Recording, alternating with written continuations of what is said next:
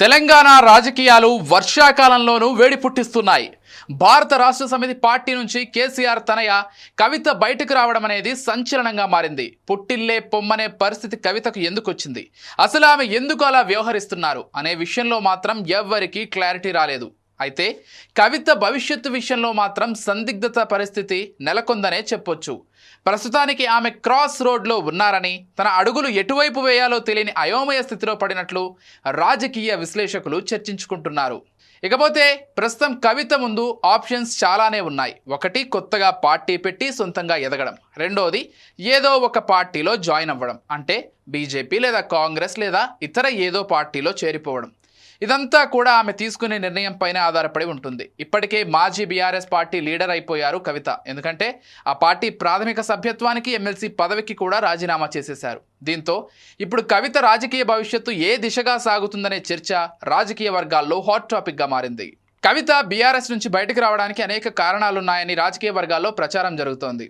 అందులో ప్రధాన కారణంగా పార్టీలో సముచిత స్థానం దక్కకపోవడమే. దీనికి తోడు తనపై హరీష్ రావు, సంతోష్ రావు వంటి నాయకులు కుట్రలు పన్ని పార్టీ నుంచి బయటికి గెంటించారని ఆరోపించింది. తన తండ్రికి, అన్నకి వీరిద్దరి పట్ల జాగ్రత్తగా ఉండాలని హెచ్చరించింది. కవిత మొత్తంగా పార్టీ నుంచి బయటకు వచ్చేసింది కాబట్టి ఇక సొంత పార్టీ పెట్టే అవకాశాలే ఎక్కువగా ఉన్నట్లు ఆమె సన్నిహితులు చర్చించుకుంటున్నారు. తెలంగాణ జాగృతి సంస్థను రాజకీయ పార్టీగా మార్చే ఆలోచనలో ఉన్నట్లు సమాచారం. తెలంగాణ అనే పదాన్ని భుజానెత్తుకొని బీసీల కోసం, మహిళల సంక్షేమం కోసం పోరాడతానని ఇప్పటికే ఆమె పరోక్షంగా తన మనసులోని మాటను బయటపెట్టారు. అయితే సొంత పార్టీ పెట్టడం అన్నది అంత ఆషామాషి వ్యవహారం కాదు. ఒకవేళ కవిత సొంతంగా పార్టీ పెట్టినా బీఆర్ఎస్ క్యాడర్ ఆమె వెంట నడుస్తుందని చెప్పలేం. జాగృతితోనే కొందరు నాయకులు కవితకు వ్యతిరేకంగా ఉన్న నేపథ్యంలో ఆమె సొంతంగా పార్టీ పెడితే ఎంతవరకు సక్సెస్ అవుతుందో అన్నది ఇప్పుడు చెప్పలేం. మరోవైపు బీఆర్ఎస్ నుంచి కవితను సస్పెండ్ చేసిన తర్వాత ఆమె హస్తం గూటికి చేరే అవకాశం ఉందనే ప్రచారం జరిగింది.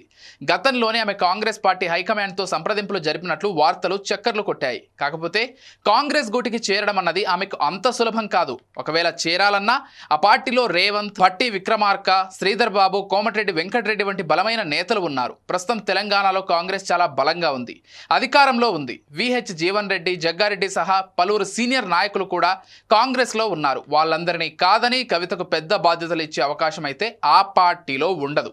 ఒకవేళ కాంగ్రెస్లో చేరితే మాత్రం ఆమె ఒక సాధారణ నాయకురాలుగా మిగిలిపోయే అవకాశం ఉంది. ఇది ఆమె రాజకీయ ఆకాంక్షలకు కూడా సరిపోదనే చెప్పొచ్చు.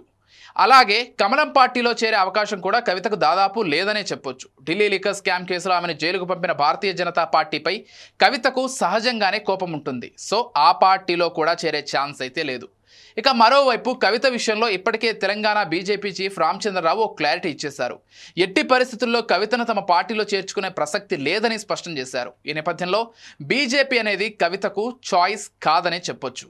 ఇన్ని అంశాలను దృష్టిలో పెట్టుకొని చూస్తే కవిత ఒంటరిగానే రాజకీయంగా ముందుకెళ్లే అవకాశం కనిపిస్తోంది. ప్రజెంట్ కవిత తన జాగృతి సంస్థ ద్వారా బీసీలు, మహిళల సంక్షేమం కోసం ఉద్యమాలు చేస్తూ రాజకీయంగా స్వతంత్రంగా ముందుకెళ్లే ప్రయత్నంలో ఉన్నారు.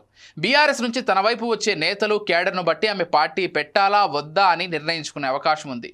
యాజ్ ఆఫ్ నౌ కవిత ఏం చేయాలనే విషయంలో మాత్రం తీవ్ర కన్ఫ్యూజన్లో ఉన్నట్లు సమాచారం. తన తదుపరి నిర్ణయం ఎలా ఉండబోతోంది అనే దానిపై రాజకీయ వర్గాల్లో ఉత్కంఠ నెలకొంది. చూడాలి మరి కవిత దారి ఎటో అనేది.